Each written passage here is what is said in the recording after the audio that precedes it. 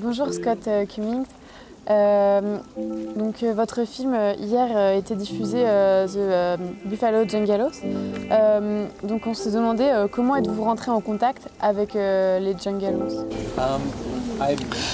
Eh bien, j'ai d'abord fréquenté leur page Facebook en essayant de les contacter l'un par un, en essayant de devenir leur ami, parce que dans ma ville, il y a une grande communauté de Juggalos. J'avais su ça parce que je connais les graffitis qu'on peut voir dans ma ville.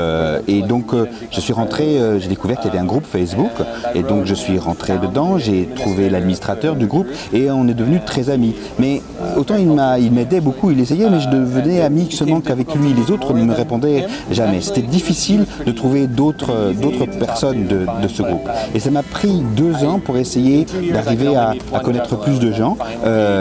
Et tout d'un coup, une porte s'est ouverte, j'ai rencontré un autre, et puis là du coup, j'ai pu en rencontrer 200. Ça s'est passé, du coup, après ça, assez vite. Et comment ont-ils reçu votre présence dans leur vie?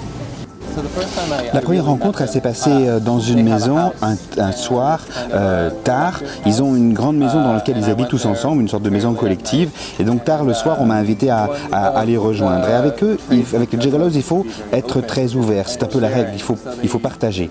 On a mangé ensemble, et ils ont tous voulu me parler beaucoup, et on a passé la nuit jusqu'à 7 h du matin. Vous avez passé énormément de temps avec eux. Quel a été votre ressenti après cette expérience, une fois que le film a été terminé? En fait, j'avais passé 5 mois avec eux, dont 1 mois de tournage, et puis tout de suite après, il a fallu que je parte. Très rapidement, il a fallu que je retourne à New York. Et aussi, ensuite, il a fallu que je voyage beaucoup parce que je devais présenter un autre film que j'avais réalisé. Bref, je ne savais plus du tout où j'en étais. J'avais été pendant tous ces mois-là à Buffalo, j'avais été loin de ma vie, à New York, loin de ma copine, et mon idée de la normalité avait pas mal bougé, à passer autant de temps avec ces gens-là, dans leur milieu, à être leur égal. Finalement, j'avais changé de point de vue. Il n'y a pas de paroles dans le film, il y a très peu de musique. Pourquoi avoir fait ce choix? Oui, effectivement, il n'y a pas de parole, il n'y a pas un seul mot dans le film, parce que j'avais envie que ce film soit comme un voyage un peu étrange, un peu inquiétant, dans leur monde bizarre. Et j'ai l'impression que si on les avait fait parler, on n'aurait pas dit grand-chose finalement. Aussi, la façon de se grimer, utilise le déguisement des clowns. Et quelque part, un clown, ça ne parle pas. Quand un clown commence à parler, ça casse quelque chose. Effectivement, il n'y a pas non plus de musique dans le film. Je dois dire que je ne suis pas très musique dans les films. J'ai l'impression que les films, quand on commence à passer de la musique dedans, ça ressemble à un clip. Et j'ai voulu plutôt travailler le son, par contre. Il y a beaucoup de travail sur le son, beaucoup de choses que j'ai essayé d'enregistrer d'un point de vue sonore, le bruit des oiseaux par exemple, et j'ai pas non plus voulu utiliser leur musique à eux, parce qu'ils font beaucoup de musique et leur mouvement est tout à fait lié à des mouvements musicaux, mais justement, il l'est tellement que j'ai voulu les séparer de leur musique, et j'ai voulu faire un film qui les prenne pour ce qu'ils sont en dehors de leur musique.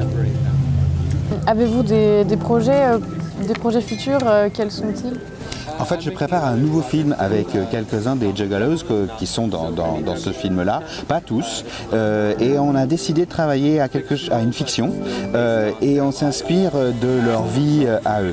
Alors ce ne sera pas un documentaire classique, ce ne sera pas même une fiction sociale comme on en voit.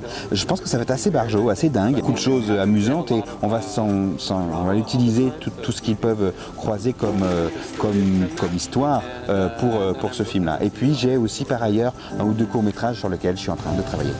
Merci beaucoup. Thank you.